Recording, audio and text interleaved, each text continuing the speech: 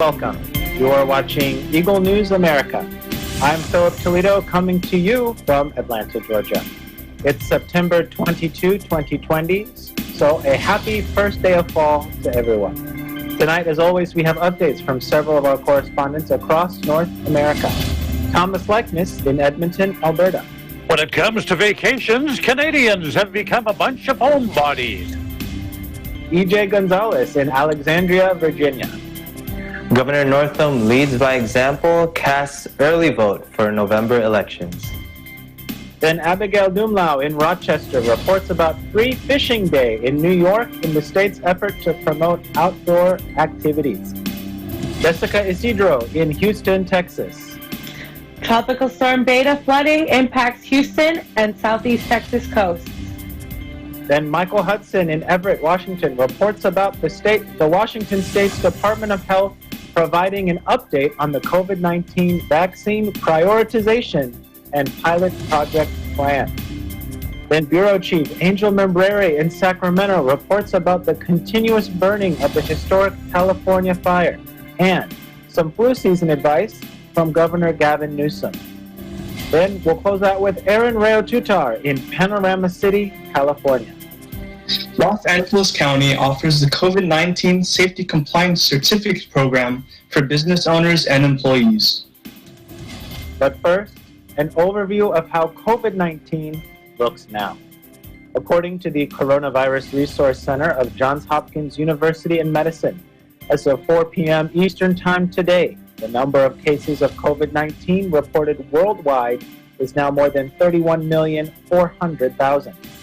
The top three on the list of countries with the most recorded cases are the U.S. with 6.8 million, India 5.5, and Brazil with 4.5 million respectively. Sadly, this virus has already taken the lives of more than 966,000. The countries with the three most number of COVID-19 related deaths are, again, the U.S., which has topped more than 200,000 deaths. And to give us an idea how many that is, it's more than the current population of Little Rock, Arkansas, Huntington Beach, California, or even Tempe, Arizona. Then Brazil has more than 137,000, and India more than 88,000 deaths related to COVID-19. Our coverage begins now.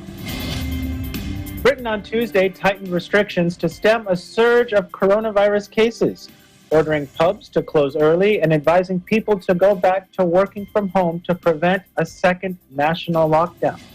Pubs, bars, and restaurants were ordered to shut at 10 p.m. across England and Scotland, and new limits were announced on public gatherings, such as weddings. Prime Minister Boris Johnson also called a halt to the planned phased return of fans to live sporting events in England from October 1st. Despite huge losses and fears some clubs could go under. Let's take a look. So today I set out a package of tougher measures in England. Early closing for pubs, bars, table service only, closing businesses that are not COVID secure, expanding the use of face coverings, new fines for those that fail to comply, once again asking office workers to work from home if they can, while enforcing the rule of 6 indoors and outdoors. Unless we take action, the risk is that we will have to go for tougher measures later when the deaths have already mounted and we have a huge caseload of infection such as we had in the spring. Johnson has warned the country is tracking European neighbors such as France and Spain with a second wave of infections, making urgent action necessary to prevent tougher rules later. Johnson hammered home the message in a televised evening address to the nation, calling for a collective effort to, quote, get through this winter together. He said, never in history has the collective destiny and collective health depended so completely on individual behavior. Meanwhile, China says the U.S. should be held accountable for losing so many lives to the COVID-19 pandemic. In a sharp rebuttal after President Donald Trump delivered a harsh attack on Beijing in his speech to the United Nations General Assembly. If we do have to hold anyone accountable, it should be the United States held accountable for losing so many lives and with their irresponsible behaviors. I have to make it very clear that some U.S. politicians' attempt of blame shifting and scapegoating will not get the time they have lost and will not help them solve their own problems. They may wish to be great, but to be great, you have to behave like a leader. The United States should be the last one to talk about climate change because of their behavior. Now, they are the one who has not ratified the Kyoto Protocol. They are the one who has pulled out the Paris Agreement. They are the one who are disassociating itself from the international efforts in climate change. French President Emmanuel Macron said Tuesday Europe would not compromise with the United States over Washington's move to reactivate sanctions on Iran, warning the so-called snapback could undermine the UN Security Council and increase Middle East tensions. Macron assailed the maximum pressure policy of U.S. President Donald Trump, saying it had failed to curb Iran's interference in the region, but instead it would not acquire a nuclear weapon. La France, avec ses partenaires allemands et britanniques, maintiendra son exigence de mise en œuvre pleine et entière de l'accord de Vienne de 2015 et n'acceptera pas les violations commises par l'Iran. Nous ne transigerons pas pour autant sur l'activation d'un mécanisme que les États-Unis, de leur propre chef, en sortant de l'accord, ne sont pas en situation d'activer. Ce serait porter atteinte à l'unité du Conseil de sécurité, à l'intégrité de ses décisions, et ce serait prendre le risque d'aggraver encore les tensions dans la région. The Trump administration says it is snapping back virtually all UN sanctions on Iran lifted under the nuclear accord with Tehran, negotiated under former President Barack Obama, but which Trump abandoned in 2018. Washington says it can reimpose the sanctions because it is still a, quote, participant in the accord, a position denounced by Europe as legally untenable. Now, when we come back, we'll have updates from our Eagle News correspondents in Edmonton, Alberta, and Alexandria, Virginia. You're watching Eagle News America. Please stay with us.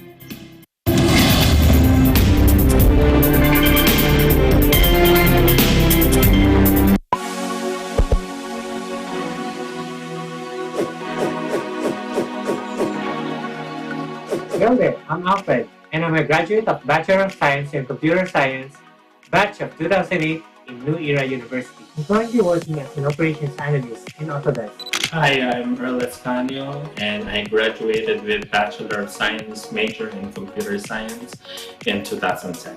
I am a consultant at Trinity Consulting, LLC.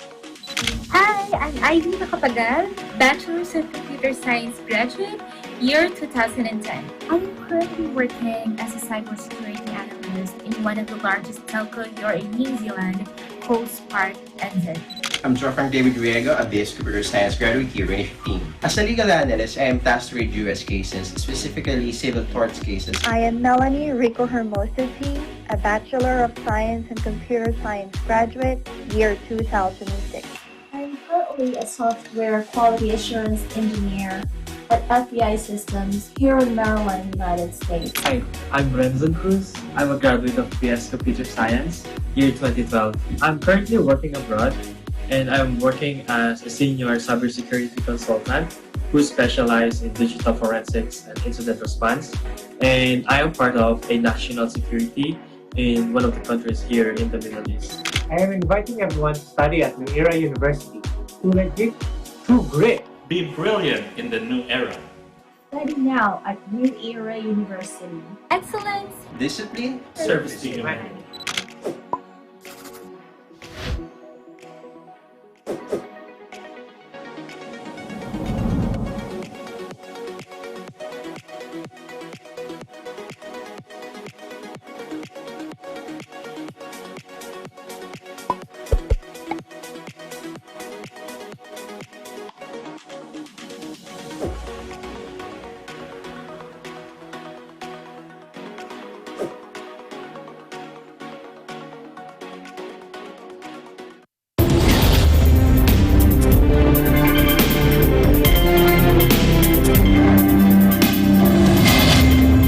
everyone, and welcome back. You are watching Eagle News America. I'm Philip Toledo, coming to you from Atlanta. A recent poll shows Canadians these days prefer to stay close to home for many getaways than to go out of town. In Edmonton, Bureau Chief Thomas Likeness will tell us why. Tom? Good evening, Philip. Are you planning a winter vacation, or what are your travel plans for next summer? You know, travel's been out of the question for just about everyone since the pandemic began more than 6 months ago.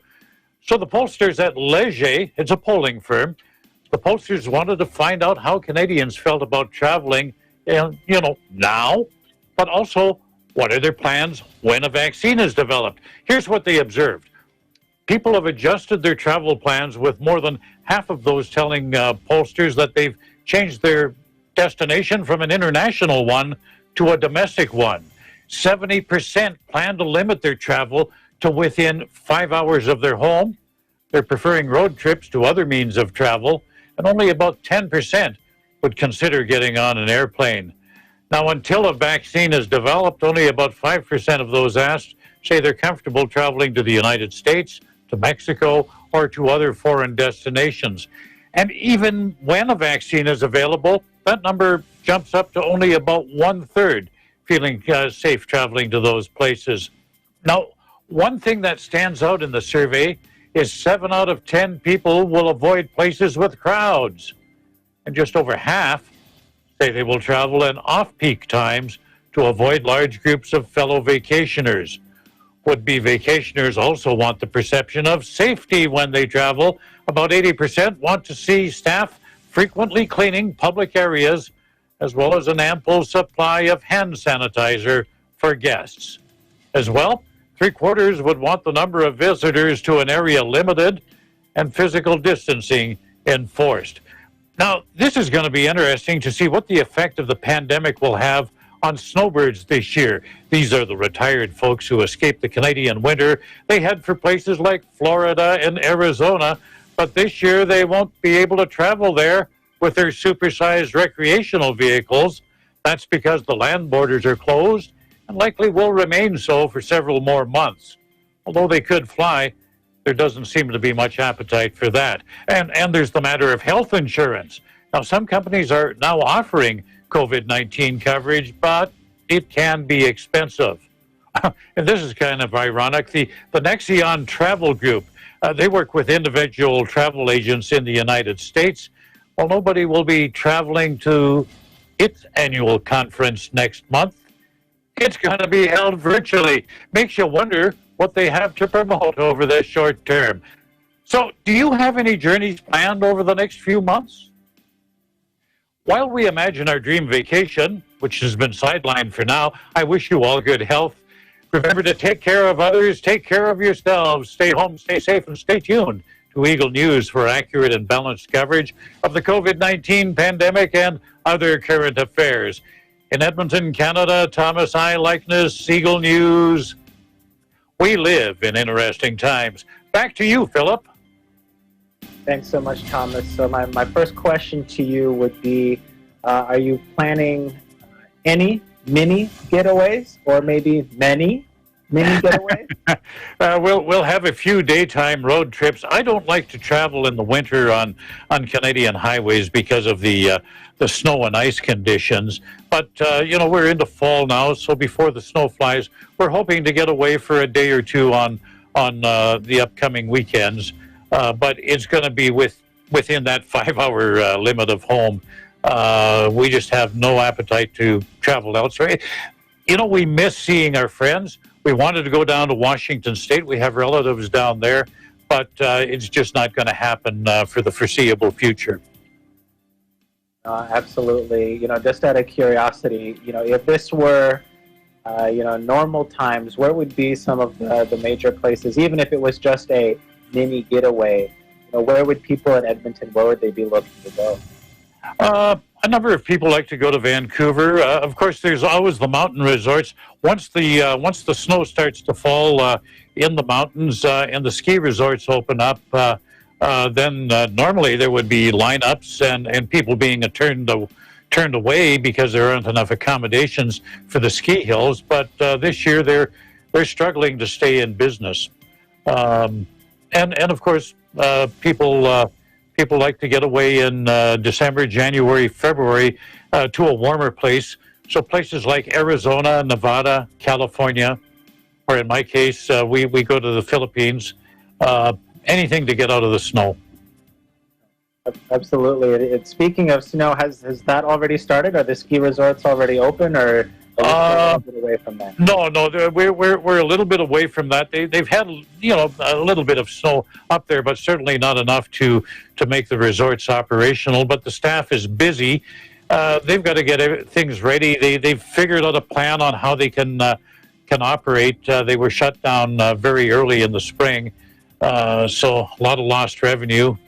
Things just kind of sat over the summer. So now it's time to prepare the resorts for visitors. But again, there are going to be limits. There is going to be enforced distancing, enforced numbers of people that can use these facilities. Absolutely. Well, I'm sure we will have your news report from the slopes sometime here in the next couple of months. I will be sitting in the chalet drinking hot chocolate. I am not a skier. I'll probably be right there with you. Of course, if the border was open. If the border was open. How about you down there? Are people traveling throughout the state or to neighboring states? Well, in Georgia, absolutely. Since the interstate travel is not, at least in the South, is not as restricted as some of the other places. I mean, I've got coworkers who are going to Florida or pretty much anywhere that you would want to go. As far as mini getaways here in the Atlanta area, we do have a lot of state parks and like waterfalls and different things to go outside. And no coincidence that it's the first day of fall, because this past weekend was just the first day that we've had where the high was below 80 degrees. And so I'm starting to see a lot of people going outside. I took a walk during my lunch break today, just trying to enjoy this nice weather before we get to the 3 weeks of winter that we normally do. From the people you've talked to, are they fearful of travel at all?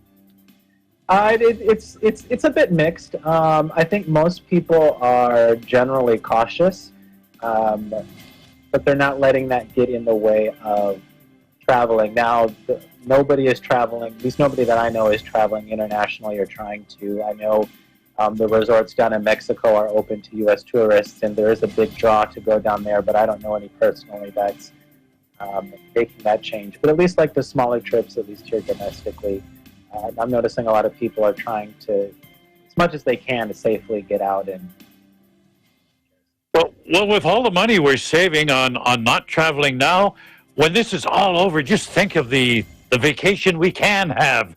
I think I'm going to dream about that while you continue on with the rest of the show. And I will as well. Well, I'll dream about it later because we got to focus on the stories ahead. But thank you so much, Tom. Happy dreaming. Thank you. It is 42 days before the November elections, and in Virginia, Governor Ralph Northam leads the state by casting his vote early. In Alexandria, E.J. Gonzalez reports. Thanks, Philip. Virginia's early voting for November elections officially opened last Friday. Governor Ralph Northam led by example and casted his vote on the first day early votes were accepted. Northam voted in person at Richmond General Registrar's office and challenges all Virginians to take action by making a personal voting plan. Governor Northam removed the previous regulation implemented earlier this year that mandated absentee voters to provide a valid reason for voting early. Now, Virginians are allowed to cast early votes for any reason and are highly encouraged to do so. There are several options to cast ballots, which include the following. Absentee by mail. Virginians can request a mail-in ballot online from elections.virginia.gov, and the last day to request is Friday, October 23rd at 5 o'clock p.m. Absentee through drop-off. These ballots can be hand-delivered to local registrar's office or any satellite voting location. A full list can be found on Voters County or City's official website. early in person. Now, this is the route that Governor Northam took, and citizens may go to their local registrar's office or satellite voting location identified by the registrar's office. Deadline for this option is through October 31st, making this one of the longest early voting periods of any state. Election day voting. Now, this is the most traditional way of voting where people may cast their votes on Election Day, November 3rd, at their assigned polling place. All election officers will be provided PPE through the Federal CARES Act, and volunteers will be assisting to ensure social distancing and proper sanitization is conducted throughout the day. With so many options to choose from, all Virginians have an equal opportunity to cast their votes and make their voice be heard. Before letting you go, here's a quick glance at COVID data for the state. According to the Virginia Department of Health, the 7-day moving average for new cases is trending downward, with the percent positivity rate sitting at 5.5%. Since the start of the pandemic, there have been over 142,000 cases, more than 10,600 hospitalizations, and the death toll has eclipsed the 3,000 mark, totaling 3,060 deaths. Let's all be reminded to continue our proper safety measurements, and we wish everyone good health. In Alexandria, Virginia, EJ Gonzalez, Eagle News. We live in interesting times. Back to you, Philip. Thanks so much, EJ, for that report. You mentioned so many different ways that in the state of Virginia, a person can go vote. Do you have plans? What's your personal voting? Yeah, for me, I'll be casting my ballot absentee by mail. I think it's the most convenient and also the safest method, since we'll be able to stay away from large crowds and many others. It was really easy to request a mail-in ballot too. Probably took me about 2 minutes. And also, if you didn't know, today is actually National Voter Registration Day. So I encourage everyone to do their part by registering to vote. I know a lot of the stores that I follow, like on Instagram and Twitter, they were changing their stores to be like voting locations where people can set up, where they've set it up for people to register to vote. So, it's with this ongoing pandemic, it's definitely an interesting year to vote. But I like how the governor made it easy for Virginians to be able to exercise their right to vote. No matter what age or what health situation, there's an option for Virginians to vote in a way that's safest and most convenient for them. How about you, Philip, on your end? How many? I don't know the options there in Georgia, but what route are you taking to cast your vote? Well, thanks for tossing it back to me. Actually, we've got, based upon your report, the state of Georgia actually has very similar options. I've actually already requested my absentee ballot. And my initial plan, at least, is to drop it off at one of the ballot drop boxes because it conveniently is right next to the school or the daycare that my son goes to. And it happens to be a fire station, and he's all about fire trucks right now. So we're going to make an afternoon pickup of it and go show my son how to do your civic duty and vote. So that way in 16 years, he'll remember that and be able to do it. But then also we're going to look at some fire trucks and maybe get some selfies there. So that's a good plan. Good patriotic day, I'm sure. Awesome. And I guess EJ, just to carry over from our conversation with Tom, but do you have any mini getaways planned for the next couple of months as we head into fall? No, not on our end. We just moved into a new house, so my wife and I were probably going to be doing some home improvement projects. But hopefully, my parents can come over and visit again. They visited like last week, so that'll be a good thing if they can come again next month when it's my birthday. So there you go, and hopefully they'll stock your fridge and. Right. Some home improvement gift cards too. All right. Well, Thank you so much, EJ, for your report. You take care. All right. Thanks, Philip. Now, when we come back, we'll have updates from our correspondents in Rochester, New York, and in Houston, Texas. We'll return in just a moment. This is Eagle News.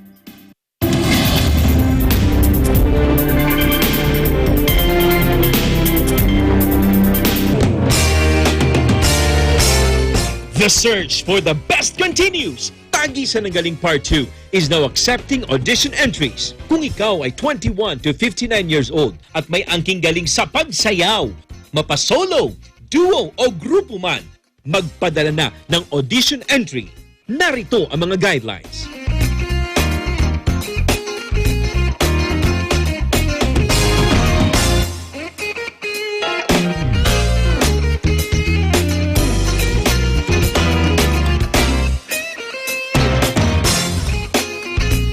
Para makapagpasa ng entry sa dancing category, contact Shing at 0995-880-8004. Ito na ang pagkakataon mo para maging tagisan ng galing grand winner at manalo ng 2 million pesos. Para sa karagdagang impormasyon, i-like ang Tagisan ng Galing Facebook page. Kaya sali na! Ein sonniger Tag heute hier in Berlin vor dem Bundestag. Ich bin Irene Juliet Arzadon und möchte diese Gelegenheit nutzen, um ein paar Worte mit euch zu teilen. An alle Menschen da draußen. In dieser Zeit lasst uns nicht vergessen, den Menschen zu danken, die ihr Leben für uns opfern. Sei es die Menschen, die im Krankenhaus arbeiten, in den Altenheimen sowie in den Arztpraxen, aber auch an die Menschen, die im Lebensmittelhandel sich befinden. Die Kassierer. Manchmal reicht es aus, um ihnen ein freundliches Lächeln zu geben. Denn die Menschen, die heute am Arbeiten sind, weil sie nicht so wie einige von uns zu Hause bleiben können, die sollten wir wertschätzen. Ihnen sollten wir unseren Dank ausrichten.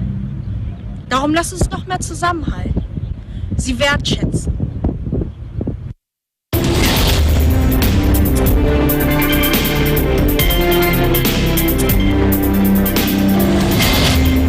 Welcome back. You are watching Eagle News America. I am Philip Toledo in Atlanta. September 26th is National Hunting and Fishing Day. And to celebrate, Governor Andrew Cuomo announces that New Yorkers can fish free this Saturday. We have Abigail Dumlau in Rochester with the details. Governor Cuomo announced that New York residents can fish for free on Saturday, September 26, which is National Hunting and Fishing Day. It is celebrated each year to promote outdoor activities like hunting, fishing, and target shooting. Governor Cuomo said early autumn offers some of the best fishing opportunities, and New York has some of the best lakes, ponds, rivers, and streams in the Northeast just waiting to be explored. With New Yorkers looking for more ways to enjoy the outdoors, there has been record-breaking sales of hunting and trapping licenses. Fishing, hunting, and trapping are outdoor activities that can be practiced safely during COVID-19 pandemic, as they are often perfectly suited for social distancing. On free fishing days, New York residents and non-residents may fish for free without a fishing license. Participants are reminded that although the requirement for a fishing license is waived, all other fishing regulations may remain in effect. The final free fishing day for 2020 will take place on Veterans Day, November 11. New York's hunters and anglers contribute an estimated $4.9 billion to the economy in spending, which supports more than 56,000 jobs and $623 million in state and local taxes. New York State continues to encourage people to engage in responsible recreation during the state's ongoing response to COVID-19. This includes maintaining 6 feet distance, wearing masks, and avoid sharing gear when possible. New York State has now conducted 10 million COVID-19 tests. Of tests performed yesterday, 754 or 0.89% were positive. In Rochester, New York, Abigail Dumlau, Eagle News, we live in interesting times. Thank you so much for that report, Abigail. I'm sure we're all going to be looking forward to pictures of your big catch on Free Fishing Day this upcoming Saturday. Now we'll turn our attention to the south, where flooding has struck the Houston and southeast Texas coast due to Tropical Storm Beta. In Houston, Jessica Isidro gives us an update. Jessica? Thank you, Philip, and howdy from the Lone Star State. Well, it has been a busy hurricane and tropical storm season here along the Gulf Coast. On Monday night, Tropical Storm Beta made landfall just north of Port O'Connor, Texas. According to the National Hurricane Center, the storm landed 35 miles northwest of the city with maximum winds of 40 miles per hour and continues to move slowly northeast at a rate of 3 miles per hour. The city of Houston continues to respond to flash flooding caused by Beta, which has been downgraded to a tropical depression. A flash flood watch is in effect through Wednesday morning as rain bands from Beta may produce 5 to 10 inches of rain with locally higher amounts possible. Houston Mayor Sylvester Turner cautions residents against traveling and instead to wait until the threat of high water has passed, reminding everyone to turn around, don't drown. If travel is necessary due to emergencies or as essential workers, avoid driving through flooded areas or if water is covering the road, as just a few inches of water can float a vehicle. He also cautions against traveling during periods of heavy rain, which can reduce visibility from seeing the road ahead to avoid accidents.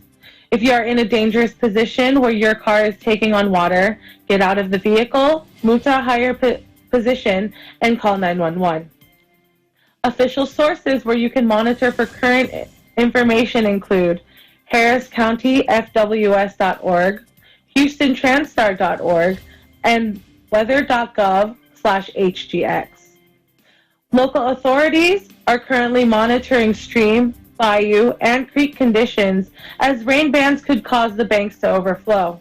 Residents can report road debris such as downed trees to 311. Because of weather conditions, City of Houston non-essential employees were ordered to stay home from work. Meanwhile, police, fire, and public works crews have all had to perform multiple high water rescues for Houstonians stuck in floodwaters.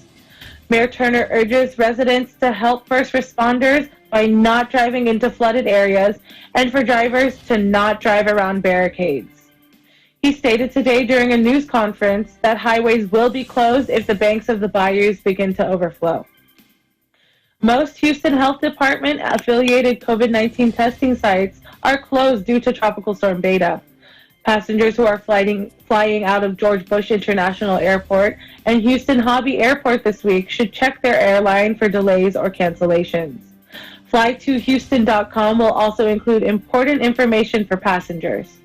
For official city updates, see the latest weather forecasts, and review additional preparedness information, visit www.houstonemergency.org. In Houston, Texas, I'm Jessica Isidro, Eagle News. We live in interesting times. Back to you, Philip.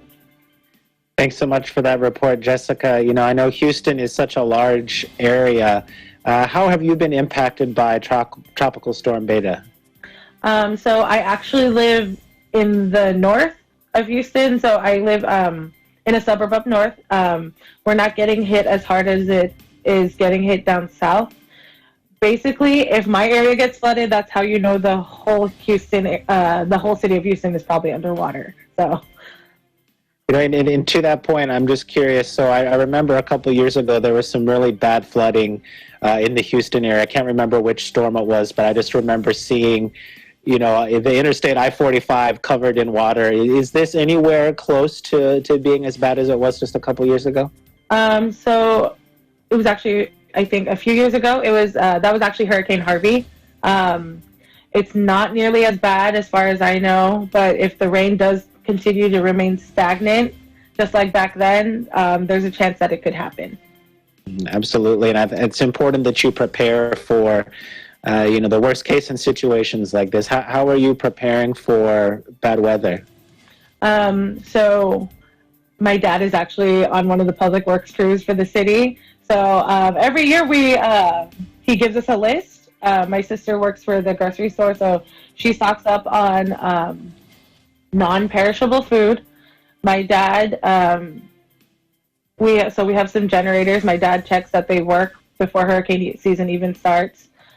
Me, myself, I have an evacuation plan because I will be the only one evacuating because the rest of my family has to stay and because they're essential workers.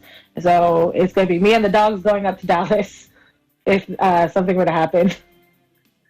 Well, it is very important to have a plan, and maybe to switch topic to a more lighter note, just following on from the general theme of our questions earlier with the mini getaways. Do you have any upcoming plans to do something safe, to just get away for a little bit and enjoy the first bit of fall? So my family actually just recently got into biking. My parents actually bought a tandem because their friends have tandems and we're all just biking together. So the plan is for Thanksgiving, we're planning to go up to Huntsville, which is an hour north of, about an hour and a half north of Houston. We're going to possibly get a cabin and go camping and just go biking on the trails up there. We're hoping my boyfriend can come fly down from Seattle and come hang out with my family. So we're hoping that can happen if the situation gets better. For COVID, at least. Absolutely. So I'll just share with you, if you're getting ready or you're getting bikes and looking for places to go, here nearby in Atlanta, there's actually an old train track that went from, I guess, Atlanta to Alabama, and they've paved the whole thing over. So it's, fairly flat and level. And you can go and you can ride your bike basically from, right outside my house all the way into this state of Alabama, and people, do it all the time. So, do you have any particular favorite biking trails that you've already discovered there in the area? Actually, we go down to Humble, which is northwest Houston, and there's a trail there that we take. It goes from Humble all the way up to the Woodlands. I don't go that far because I can't handle it yet. So I go halfway and stop in spring. So the trail I take, it's 11 miles going back and forth. But apparently my neighbor goes on this trail called Hershey Park, and he says it's like 70 miles. I'm not ready for that, but hopefully in the future, my family and I can go because it sounds really fun. Absolutely. I don't know about 70 miles. I would want to work my way up maybe to 7 miles first.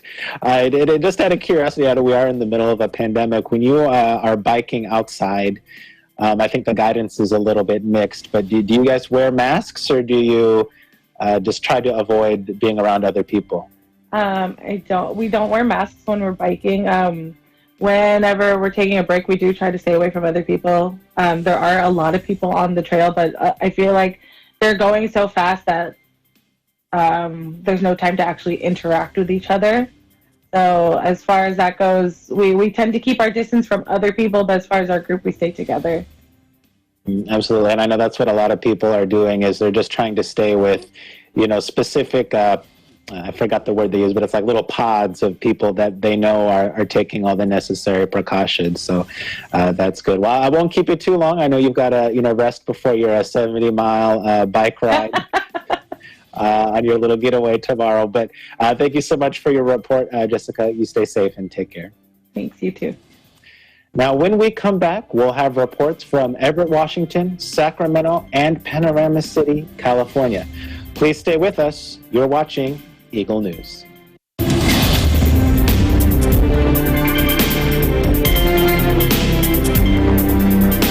Do you want to earn a degree while you work?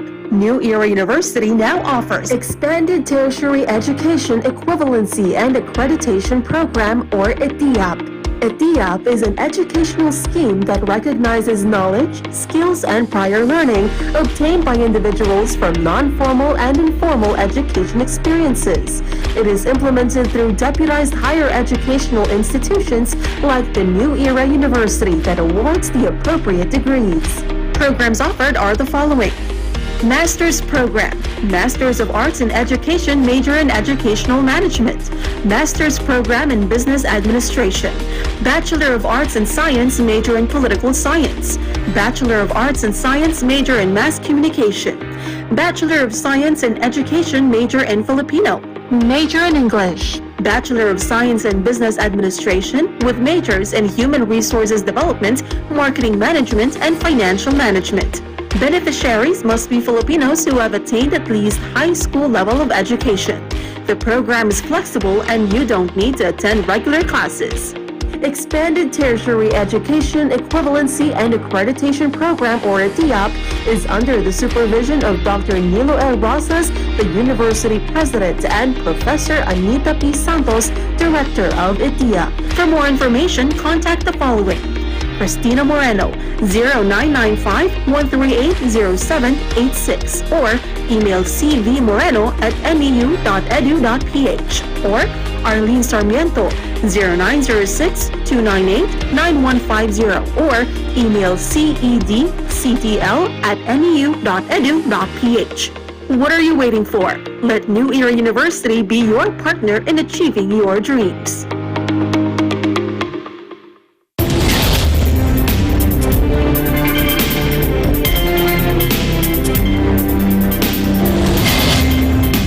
Hello, everyone, and welcome back. This is Eagle News America on the first day of fall. I'm Philip Toledo, coming to you from Atlanta, Georgia. The Washington State Department of Health provides an update on the COVID-19 vaccine prioritization and pilot project plans.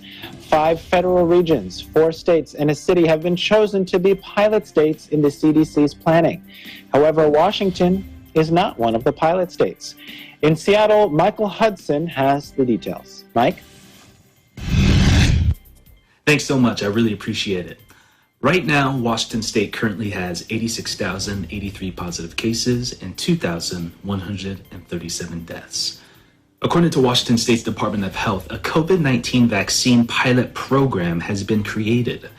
There are 5 federal regions, 4 states, and 1 city that's going to be involved that will take part in this pilot program, and Washington State is not one of them. Though the specific regions were not yet revealed, it is important to uncover that these pilots will give everyone, not only the U.S., but the entire world, an idea of how effective this vaccine truly is. And when the vaccine does come out to the general public, not everyone will be able to get it right away.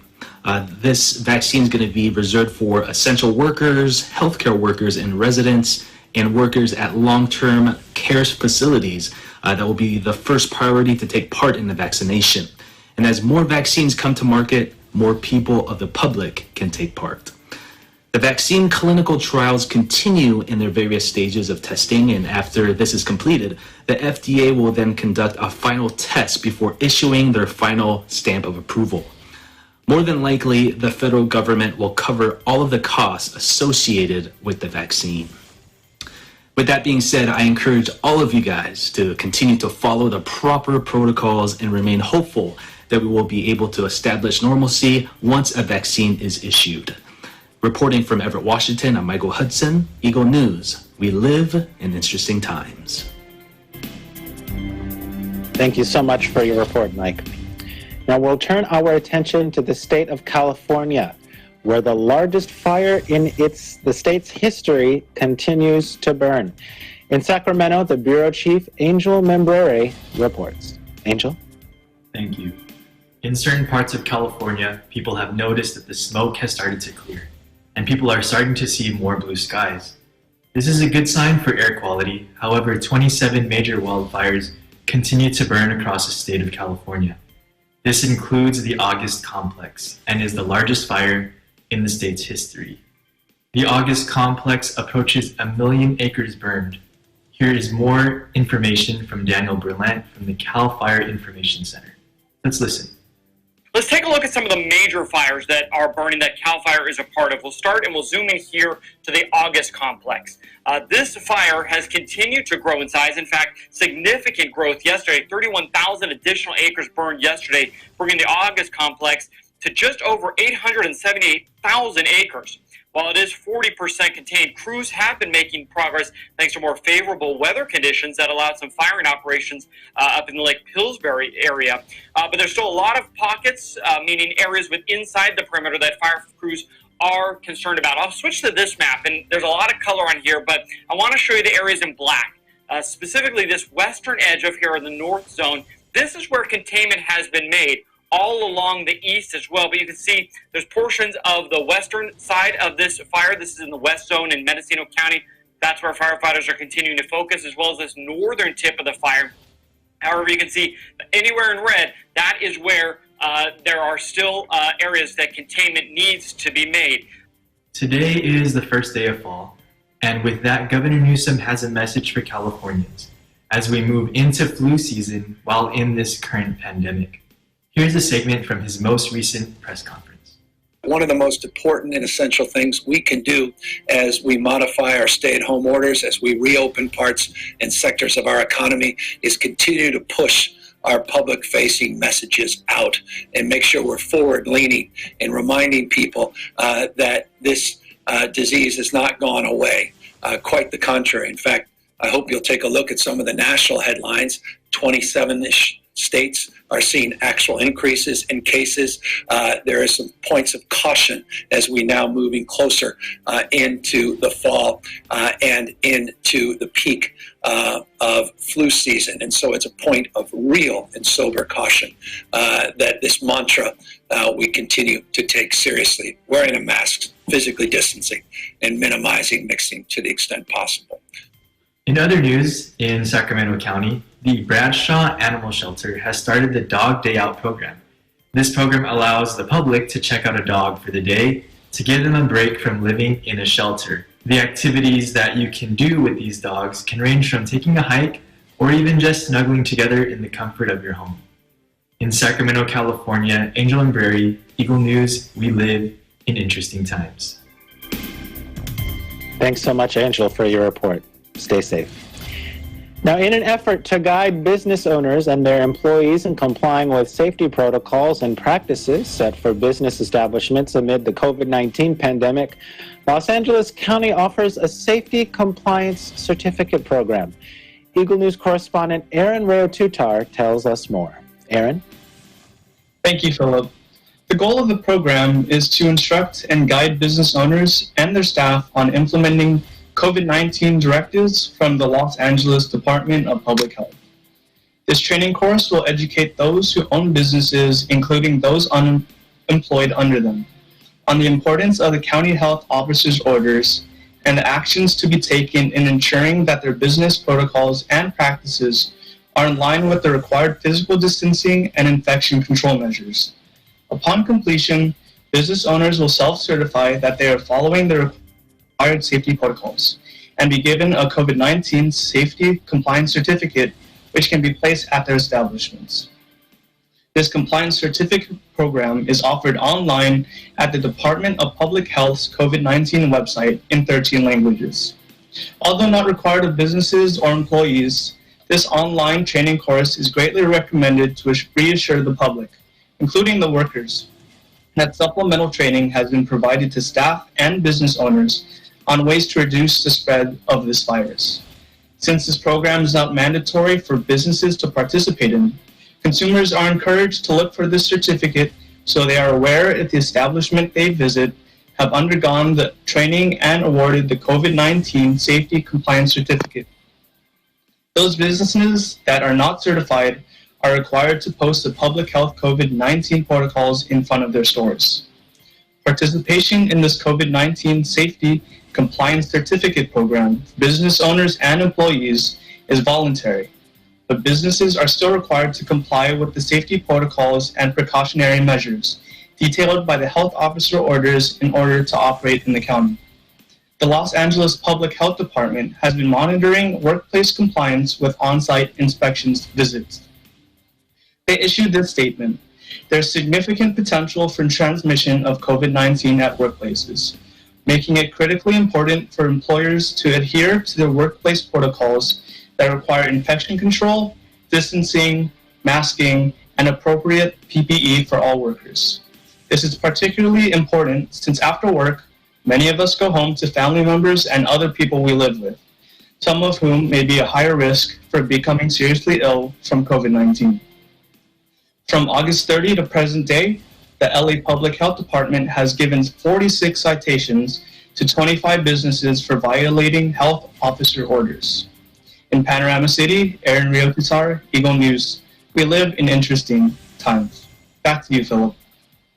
Thanks, Aaron. You know, this sounds like a great program for businesses in LA. How much will this actually cost employers and their businesses to participate? Yeah, this is a really great opportunity that the county is offering to businesses. The good news is that this program is free of any cost to business owners and their workers. It is also very convenient since this training course is offered all online. It will save businesses the additional cost and time of having to train and educate their managers and staff on their own. Business owners should take advantage of this assistance that the county is giving to ensure that their workplace is in compliance with all COVID-19 safety regulations, as well as reassuring their consumers that their establishment is safe and following the county health officer's orders. That's very good to know, Aaron. And before I let you go, if you've been paying attention to the other reports where we've got a mini theme going on with what we're asking about mini getaways or little trips that you're taking, do you or your family, do you have any plans to get away and try to enjoy some time together? Actually, with most of my family members being on the front lines, we haven't really been able to get out of the house that often. However, sometimes we do go to the beach, and on rare occasions, we even go hiking in the mountains in our area. So which one do you prefer? Do you prefer the beach or do you prefer hiking in the mountains? Personally, it was going to the beach, but because I've been working out lately, I've been trying to become more active, so hiking in the mountains is like my top priority at the moment. So you hike in the mountains so that you can be ready to go to the beach later, I guess. Yeah. Excellent. Well, good luck with that, Aaron. We'll hope to see you on the broadcast soon, and you have to let us know how that hiking is working out for you. Thank you. Take care. Now, before we go, let's turn our attention back to the state of Florida, where people queue at a drive-through COVID-19 testing center in Miami Beach, as the United States surpasses 200,000 deaths from the pandemic. Miami residents describe how they're feeling as the U.S. reaches this grim milestone, just weeks before voters decide if President Donald Trump will stay in office. Let's take a look. My fear is you don't know who's got it. So I come in and do what I have to do, and then I'm back in the house, man. That's it. I don't come back out. That's it. I'm in prison because I imprison myself. I feel like definitely it could have been handled better, comparable to other countries that have handled this, and even other states like New York. They flatten their curve pretty quick.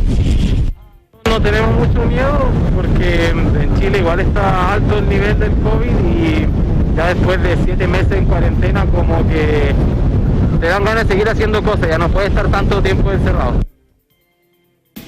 Now, before we end tonight, we do what we always do, and it's so important. We continue to thank all of the healthcare workers, first responders, and other essential workers with a round of applause. Join me, everyone. We truly appreciate you and everything that you do. Now, that's it for today's Eagle News America. We want to thank you so much for joining us tonight.